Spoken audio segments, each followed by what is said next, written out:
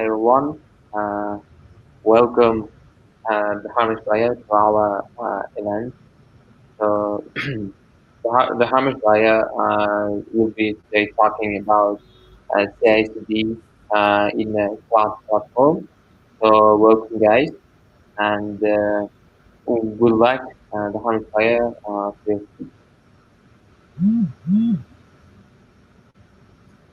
Sure. Thank you, Sardor, for the introduction. Hello everyone. Good day. Hope you're having an amazing Dev Fest at Central Asia.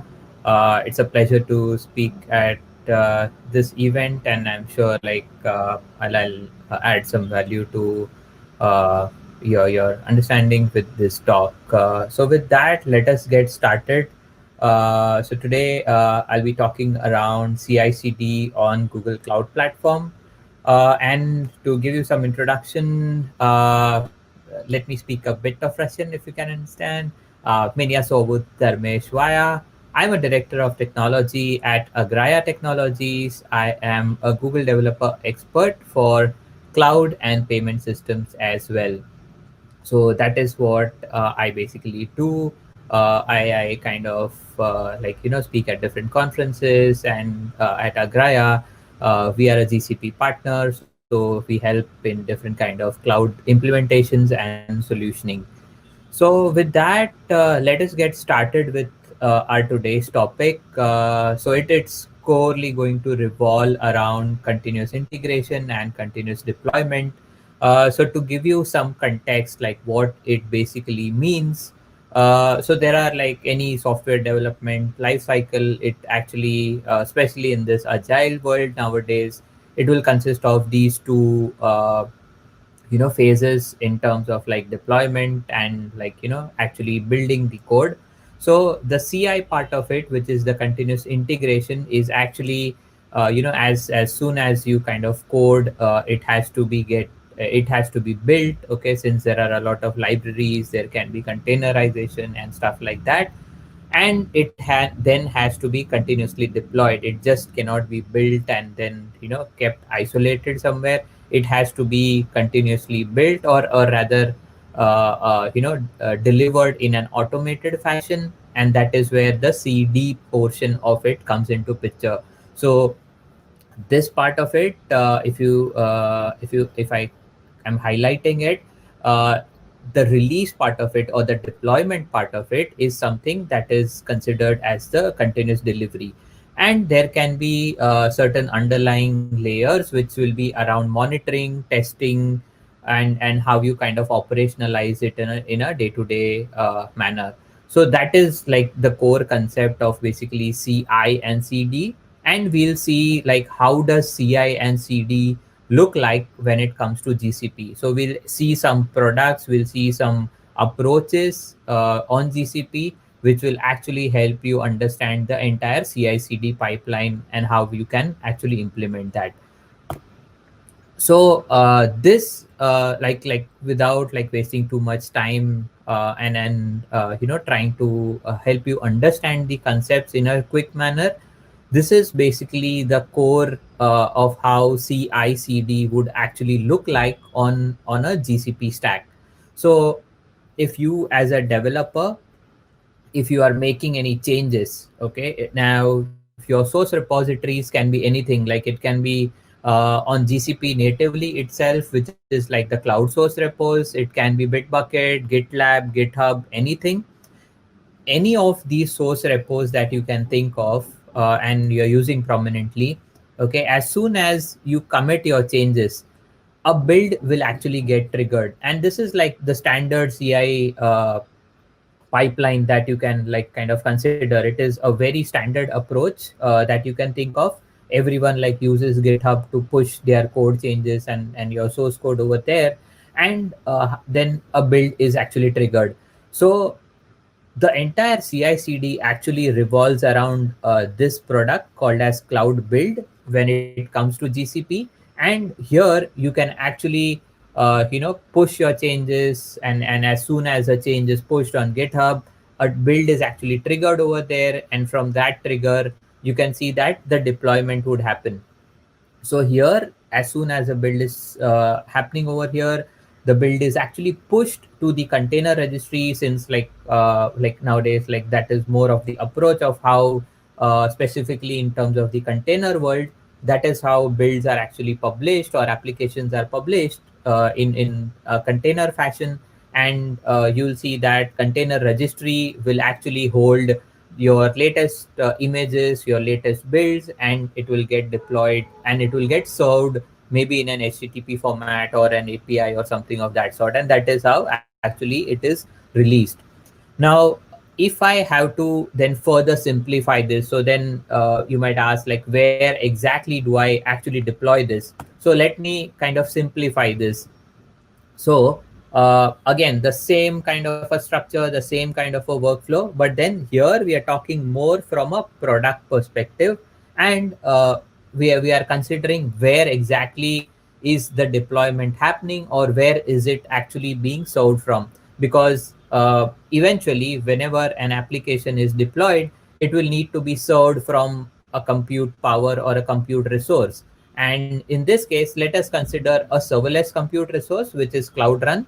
So we'll see that as a developer, if you're pushing code, say on GitHub, and it will actually trigger a build. So the cloud build will actually contain your trigger, which will actually keep on polling GitHub, or actually there is a trigger which is linked, which will understand that if a build is pushed or if a code change happens over there, let us build our image, let us build our new image, which will contain these changes. And this change is actually then pushed to the container registry. Now, this container registry will actually consist of your latest images, and as soon as this image is built, Cloud Build will actually send a signal to Cloud Run as well, because here we have considered Cloud Run to actually deploy our image. And that is where this deployment piece comes into picture. So this part of the top portion of this diagram that you're seeing, or the process flow that you're seeing, is actually the continuous integration piece. And this part that you're seeing over here on the right hand side and the bottom piece is actually the continuous deployment. And of course, there can be additional steps, which can be like, any kind of vulnerability scans, any kind of unit tests, so on and so forth. So that is of course a part of like the CI/CD that you can configure within your container, or even like additional stack driver logging and monitoring can be done.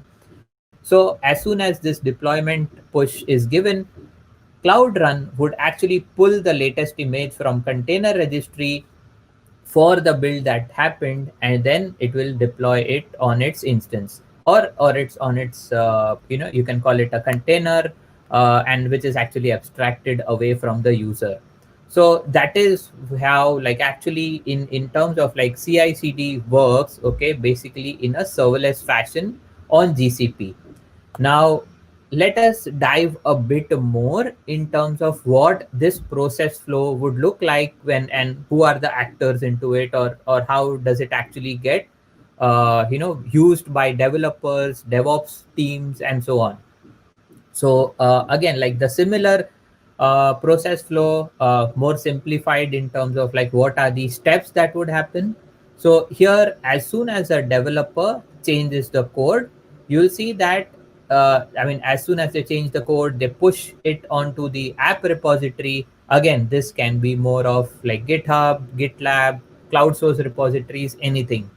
As soon as this happens, and now here there is a trigger which will happen over here. So this entire piece that you are seeing over here is the CI pipeline, which is the continuous integration. Now Cloud Build will actually detect the new commit. Okay, so on GitHub, as you know, that there are like you get a build ID, you get a commit ID, that is actually then referred by Cloud Build, that it will understand that a new code is coming in. Let us try to build our code. So if there are unit tests configured, it will try to run that, and it will then build the container image for that. Once the container image is actually built, it will then push this container image onto container registry. So that is where our actual builds will be stored and then utilized for the delivery pipeline, which is the CD part of it. So as I said earlier, the manifest can be pushed specifically if you are doing a GKE deployment. So like considering just the brevity of this session and time, I won't dive deeper into Kubernetes and something like that. It's a vast universe in itself. But then you can understand that you can keep your app code separate and your environment code separate. So let's say you want to maintain several different environments and you want to kind of link your repositories in that manner. Even at this stage, you can kind of configure that. So here you, as I mentioned, that you can kind of push the candidate or the container onto the container registry. So you don't have to take that step. Cloud Build actually takes care of this entirely. And once this is done, the change is detected on the candidate branch, or actually the branch where you have actually deployed your code. And then this cycle is meant more from a Kubernetes perspective. But if you are considering something like a serverless deployment, like a cloud run or something of that sort, the process remains the same, wherein the the the containers are actually kind of pushed over there, and then your branch or your deployment is actually updated with the latest code. So that is how the basic process flow happens when it comes to CI/CD on Google Cloud. Let us try to see what are the products or what are the solutions that are involved in order to achieve this. So the first and foremost one would be Cloud Build, and let us see some of the features of what actually Cloud Build does for you.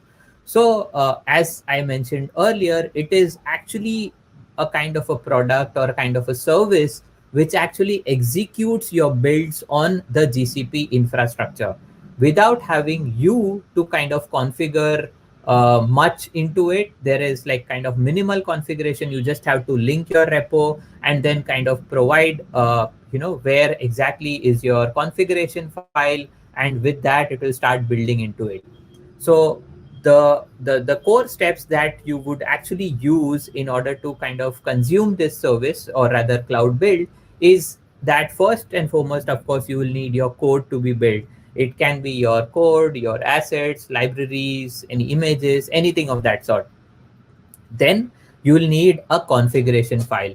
Now, this configuration file can be in the form of a Docker file or a cloudbuild.yaml file, depends on how you want to configure your builds. Ideally, like in most cases, it is like a Docker file, and this Docker file is kind of fairly simple to configure. You just have to specify some ports, some host name, and then if it is like a node deployment, you just have to give some npm commands over there. So it is like just consider it like a shell script or something which will actually do the sequence of steps in order to deploy your application. So it is a very simple configuration. You just have to bear in mind certain keywords, certain syntaxes for that, and it is fairly easy to build. Now, once this configuration file is ready, you just have to add this configuration file in your repo itself, and then link your build, rather link your repo with Cloud Build. So that's actually the third step. And then after that, as soon as a next build happens or a next code push happens, Cloud Build comes to know that, okay, that now a code change has happened. Let us try to kind of build this and then push it onto the container registry. So with this, the configuration that has been kind of decided will actually kind of move into the container registry, and then the image is pushed to the registry. Now, what happens over here is, as soon as it's pushed to the registry, it will actually then go ahead into the the deployment part of it, and then it will get served into the lifecycle. So then, how exactly do you do a CD with Cloud Run? So if you see very simple steps over here, and I will show you in a demo as well that how it is actually configured. Very simple step. So I'll show you a simple demo with Cloud Run so that we don't get into the complexities of containers and Kubernetes and stuff like that. You can easily do that with using Cloud Run as a quick start also, and then you can easily learn the cloud build concepts as well. So whenever you kind of use a new Cloud Run service or deploy a new Cloud Run service, what you have to do is select the second option over there, which is continuously deploy revisions from the source repo. Now it will give you an option that you want to set it up with cloud build, and that is where you move on to the next step, where here it will ask you to link your repo. So there will be certain authentication that will happen. It just can't like pull from any given repo, since like I mean we need some kind of a security over there, and that is where you kind of link which repo you want to link with. Now, over here, you can specify GitHub, you'll get all kinds of option over there. And then within GitHub, you just have to select which repo you want to kind of play with or kind of deploy into. So here you specify the repository. And in the third and final step, it's basically you have to specify what branch it is and what is your configuration file. So if I like just kind of go back over here, it is asking the configuration file over here. That is exactly what you have to do in this third step. So here I'm specifying that I want to build it using Docker file. So you just have to specify what's your Docker file name, what is the path for that, and as simple as that. So with that, it actually gets configured in an end-to-end manner, and you will see that as soon as you make a push into your repository, it will actually start deploying into Cloud Run itself. So but then like let me kind of take a minute or two and then kind of share what are the different serverless compute options available on GCP. If at all you want to have a better kind of a compute mechanism to kind of deploy your apps, what are those options, and specifically in terms of serverless. So it really actually depends on what app you're building, whether it's like an HTTP app or more of a simple, events or functions or something of that sort, which does not require too much of complexity. So if it is like the latter case, you can use Cloud Functions for that. Or if it is more of an complex HTTP application, you can use the left hand side of the tree. And here also, if you need more custom hardware, or you need detailed level of configuration in terms of CPU, memory, and so on, in that case, like maybe Kubernetes is something that you will use. But then there is a way in which you can also use Cloud Run for Anthos, which is more of an enterprise solution. If you don't want to get into those complexities, and you want to serve simple websites, applications, blog sites, or even e-commerce platforms, then you might want to use something on this side of the tree. Here you are actually going to see that if you have like more custom libraries, or you want to deploy it in your custom language, like if you have a native Java application, and in that case, like Cloud Run is the most suitable one. If not, there is always a scope for App Engine, but like in the recent days, App Engine is kind of there is a lack of backward compatibility around it, and like latest applications around Python 3 or so is facing some kind of a friction over there in terms of deployment. So I would say if new applications, if you are kind of developing, you can always do that with Cloud Run, and that is how the best kind of deployment happens over there. And it is a very easy mechanism to use. I mean, as a product, it is kind of evolving much faster than any of the other compute resources, specifically in the serverless world. So you can really use that in a much quicker way as such. So let me take a minute to kind of also share what actually Cloud Run does. So it's basically a serverless mechanism to kind of deploy any applications that are built with any language, any library, doesn't have any constraint as such. The only constraint, or I would say it's like an advantage, if you can containerize your apps, you can actually deploy it on Cloud Run, which means that any application, doesn't matter if it's a web application, an API, a backend, if you can containerize that, you can actually serve that on Cloud Run. The best part of that is like it is a managed application or a managed service from Google Cloud, which means you do not have to worry about infrastructure. Just like other services like BigQuery and so on, you do not have to worry about the underlying infrastructure. You get all kinds of scalability, you get all kinds of features in terms of managing it without having to worry about cost or infrastructure and so on and so forth. It all gets actually managed within the GCP Ream itself. What is then actually it is built on? There is something called as Knative, which actually is a way to kind of serve containers in a serverless fashion, and that is where like Knative is actually very efficient in terms of utilizing that. And then of course, since your containers are not being spinned up all the time, it is very cost efficient mechanism as well. So then like how actually Knative works, or basically how Cloud Run works, is that once your application is actually being served, and if a request is hitting your application, say for example there is service A of your application which is containerized, sorry for that, and that application, if only that container instance is running, your request would actually hit those containers. If it's not running, it will actually spin it up at that given instant of time, and that cold start is actually very minimal. It is hardly a few milliseconds or sometimes into seconds for larger applications, but then within it doesn't really spoil the experience as such. So if your request hits, your container instances would actually then be available and then serve the request with a valid response. And if you see over here, service B, there is no kind of request hitting, so that means no container instances are running over here, and uh, that means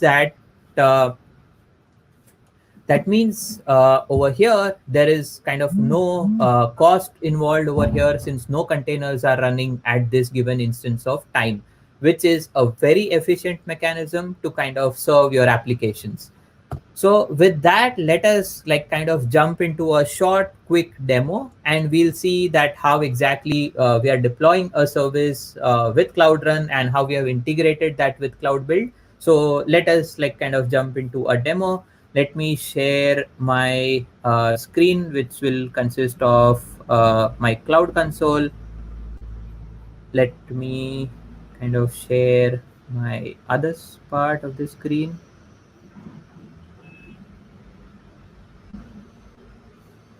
Okay.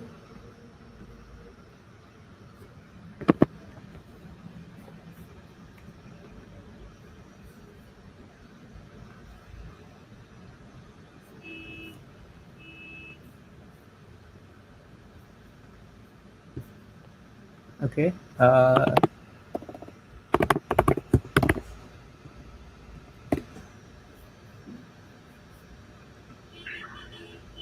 Hi, can you see my screen now? Yeah, I think it is coming up. No, we can't see your screen. Okay, let me share it now.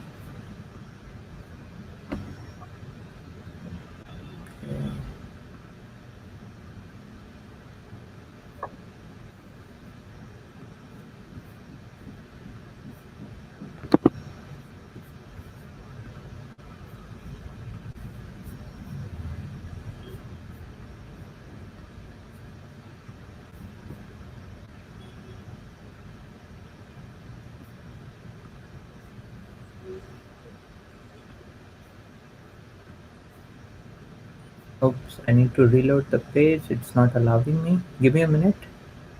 Okay. So we have some technical problems with the speaker. Um, Please tune with us so the Harmesh will fix. Yeah. I'll share this now. Yeah, I think this is up now. Sorry for that, Sardar, and the entire audience. Uh, yeah, okay. All right. So here you can see that this is my Google Cloud Console, and a very easy to use interface as such. Over here you can see the different products and services that you have. And let us try to deploy our Cloud Run service that I was mentioning. So the deployment part is like kind of very simple. So if I create a service over here, it is going to ask me what name do I want to give, and then it is going to just ask me like whether I want a fully managed one, which region I want, whether I want to use Anthos or not. So let us do a hello cloud run Central Asia. And if I want to do an unauthenticated invocations, that means I want it deployed like a public API or a website. I can do that. And I do next. Okay. So if I want to, so there are two options over here. Like you can select like a container image, which is a pre-built image, or you want to continuously deploy from source repos. So this is the option which we should be choosing if you want to actually do a CVCD kind of a implementation, especially with Cloud Run. So let us do a setup with Cloud Build. So since my GitHub was already linked, it is actually available over here. But you can always choose like GitHub, Bitbucket, or Cloud Source repositories as well. And here it is asking like which repository I should be choosing. So this is the demo which I'll be showing, like a hello simple cloud run application, which is just showing some details on like in a JSON format. And I do next, and it is going to ask me like which branch should I be pulling from, and whether it is like a Docker file available in that repository. So if I show you this particular repository, it is like, yes, this is going to consist of a Docker file. And let me kind of walk you through what does this Docker file consist of. So like a very simple kind of steps are there in the Docker file. You just have to specify like which node image you want to use, which is your working directory, and that's more like a default configuration. Since this is like a cloud run application, you'll need to serve it on an HTTP port, and specifically around 8080. So you can do that over here and then just specify the host as a default one. Then it is like, this is like more of like how you want to install your Node.js or npm packages and stuff like that. And then you just do an npm start over here. So that is like more of a standard sequence of any Docker file, if you kind of consider it that way for a Node application. So that is what like my Docker file looked like. I save this and you'll see that a cloud build trigger will be created once you create the service. As soon as I create this, it is kind of configuring my first revision over here. So it takes a minute or two to kind of check whether my cloud trigger is fine, whether the deployment can be done from this repository, there are no build errors and so on. And how do I kind of view these errors is that you can directly go to your cloud console. So I can go to my cloud console. While this is being built, I'll show you like how does it actually look on the cloud build dashboard also. So here you can see that there is this hello cloud run. This is the new repo which I actually created, or the new service that I actually created. And you'll see that it is kind of running over here. So if we want to see what's happening inside that, we kind of dive into it. We'll see that there are a lot of logs which are available, which is basically nothing but your build steps over here. And it shows that which source it is being pulled from, which is the branch, which is the commit ID, and so on. So it is going to pull from the last commit ID. So if I see, let us try to see whether it matches my commit ID. So it ends with 4F1. Yes, it's the same one, 4F1. So what's happening over here, it's kind of, it is building the container image for the first time, and that is why it might be taking a bit of a longer time. But as soon as it's built the first time, I think the rest of the deployments are much faster as compared to the first deployment. So the container image is almost getting built, and then you'll see that it will start serving as an HTTP URL. So let us see whether this URL is kind of pointing to, yeah, it is still not ready. That is why you will see this default page over here. We can wait for a couple of minutes and see if it gets built quickly. Yeah, I think it is almost there. The new image has been downloaded for the Cloud SDK, and the build is happening pretty much smooth. So while this is being built, let me show you another magic, or you can say a magic deployment as such.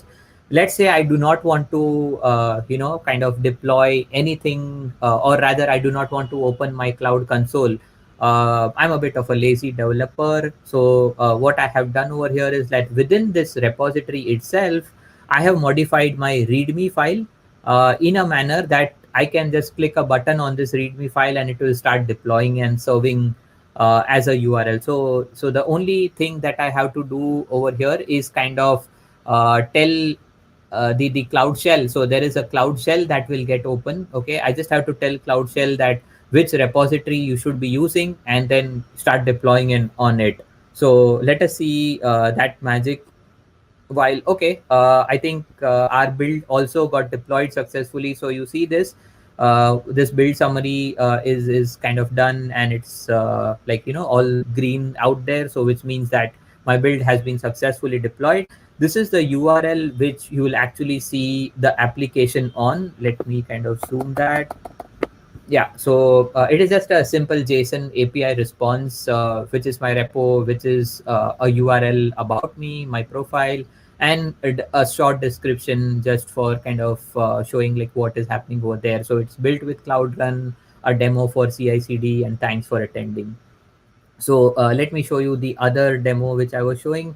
Let me make some change to the application and then see whether it gets built immediately or not. So you can see, keep a watch on this URL also. So I'll edit this file, demo for CI/CD at DevFest Central Asia. Thanks for attending. So I'll just mark this as demo for Central Asia. Yeah, and I'll commit the changes over here. So of course, while these changes would definitely reflect when I do a sort of a manual build over here, but then let us see whether this change actually triggered a build or not. So if I go back and see the history, yes, you can see that a build is actually triggered again for the repo which I actually pushed, and then this will in a short span of time it will start serving the updated URL also, the updated text over here which was mentioned like demo for CI/CD at Central Asia. So and also like you can have this build buttons over here or build labels which you can use on your repos also. Let me show you how does this work if I directly do it on Cloud Shell. So yes, it will ask some authentication and stuff like that. So I just have to confirm this. And then this is a parallel deployment which is happening in another manner. And this is more to showcase like how actually the CD portion of it works over here. So I authorize it again, kind of let me zoom that. Okay, so it is just asking me like which project I should be choosing. So I'll need to choose a project which has like billing enabled. So let me choose this. Yeah, so it is then enabling Cloud Run API on this project. So these are some of the checks that need to be done when it comes to deploying it via the Cloud Shell. But then if you like kind of did it without this, like this is more for the demo purposes. But if you do it like via the build itself, you'll see that it actually automatically triggers everything. So let me yeah, this still has not been deployed since the build is still in progress over here. Yeah, it is kind of on the verge of completion. So meanwhile, let us see that what's happening over here. So here another container image is actually being built from this repository. The container image got built. Somehow this appears a bit faster to me than the cloud build step as well, but yeah, it internally does the same processes. So it's pushing the container image, then it's deploying the service now as you see.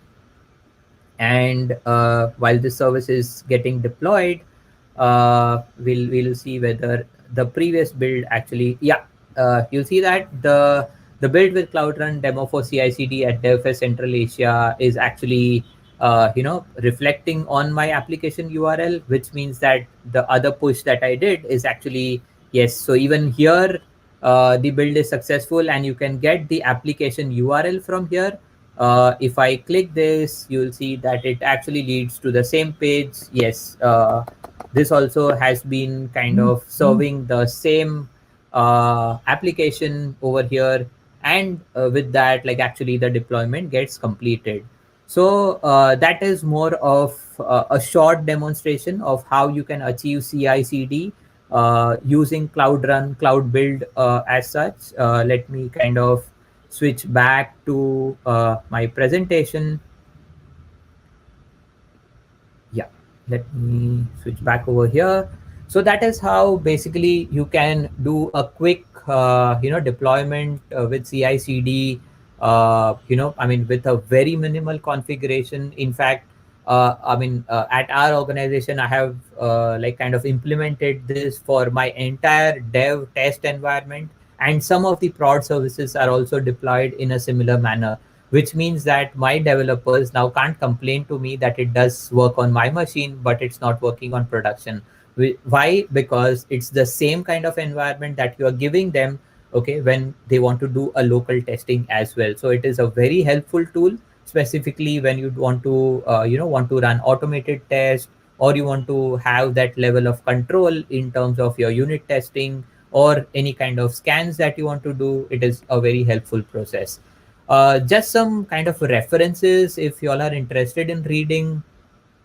These are very interesting books. I would say the Bibles for the next or the next level of CI/CD, which is actually a broad universe around SRE. So you can like kind of mark these links out here, and they are like kind of the go-to books or kind of the Bibles for like kind of referencing anything around SRE and stuff like that. So a lot of information and knowledge is kind of shared by Google out here. So you can like kind of go ahead and read them.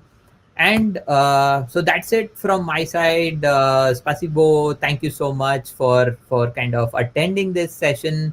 You can connect with me on LinkedIn, which is Dharmesh Vaya, or on Twitter at DRVAYA. Or if you want to like kind of reach out for any kind of cloud or related advisory or services as such, we are Agraya Technologies. We are also a GCP partner, so you can like kind of reach out to us at agraya.com/cloud.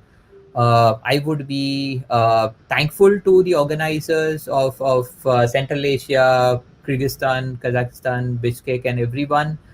Thanks again for inviting me, and then I would be happy to like kind of take up some questions if there are, and I can really answer them. Yeah. Thank you very much for your presentation. I think it was very helpful. Thank you, And Sardar. I have a question from my side.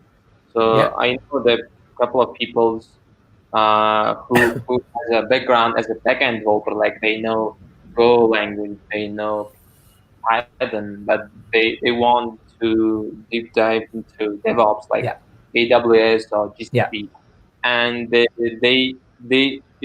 right now in the world we have like two platforms, AWS and mm, GCP, and AWS is the kind of most popular one, yes, and they are kind of afraid of to switch like GCP because most of the employees and most yeah, of the big companies use AWS, and they don't want to like how to say they want to like learn the AWS, but they are afraid of to be behind. Like if the GCP goes far and the GCP becomes popular in the future, so they have correct. like a kind of dilemma. They don't know which platform they have to learn first. Yes. Yes, yes.